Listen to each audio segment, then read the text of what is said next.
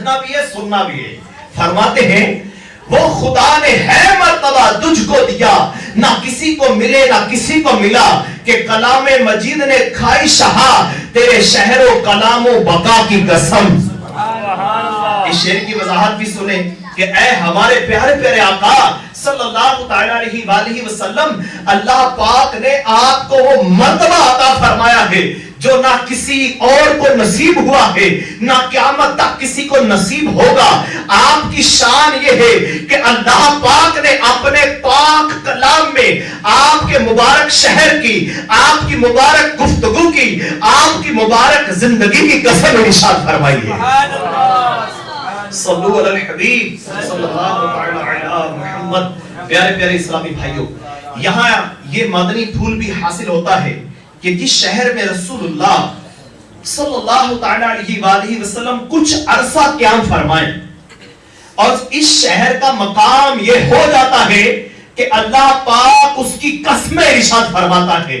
جبکہ مدینہ منورہ تو وہ اس سے بڑھ کر بزرگی اور عظمت کا مستحق ہوا، کیونکہ جب سے ہمارے آقا مدینے والے مصطفیٰ صلی اللہ تعالی علیہ وآلہ وسلم وہاں تشریف لے گئے، اب تک جدائی ہی نہیں ہوئی. ہمارے آقا وہیں جلوہ فرما ہے. جبھی تو امیر اہل سنت بانی دعوت اسلامی حضرت علامہ مولانا محمد الیاس عطار قادری رضوی زیائی دامت برکاتہم العالیہ کیا ہی خوب فرماتے ہیں. آپ اپنے نعتیہ دیوان کلام کے اندر وسائل بخشش میں فرماتے ہیں عرش اولا سے اعلیٰ میٹھے نبی کا روزہ ہے، ہر مکان سے والا میٹھے نبی کا روزہ. عرش اولا سے اعلیٰ ہے میٹھے نبی کا روزہ ہے، ہر مکان سے والا میٹھے نبی کا روزہ. فردوس کو بھی بلندی بھی چھو سکے گی نہ اس کو، فردوس کی بلندی بھی نہ چھو سکے گی اس کو. خلد بری سے اونچا میٹھے نبی کا روزہ.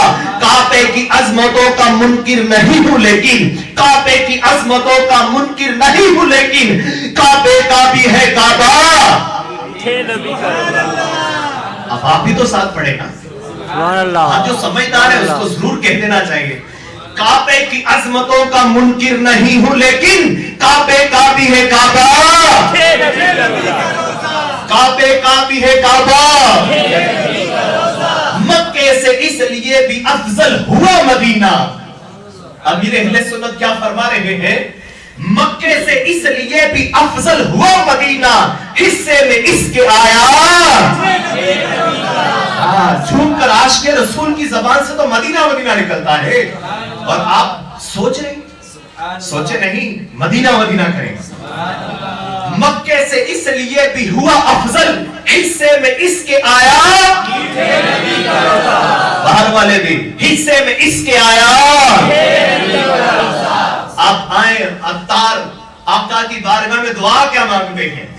امیر اہل سنت سرکار کی بارگاہ سے استغاثہ کیا پیش کرتے ہیں؟ مدینے کی عظمتیں بیان کرتے ہوئے، مکے کی شانیں بیان کرتے ہوئے پھر عرض کرتے ہیں جس وقت روح تن سے عطار کی جدا ہو. جس کی خواہش ہو وہ ضرور کہہ دے. جس وقت روح تن سے عطار کی جدا ہو سامنے خدایا، ہو سامنے خدایا. جس وقت روح تن سے ہم سب کی جدا ہو سامنے خدایا. صلو علی الحبیب صلی اللہ علیہ وسلم.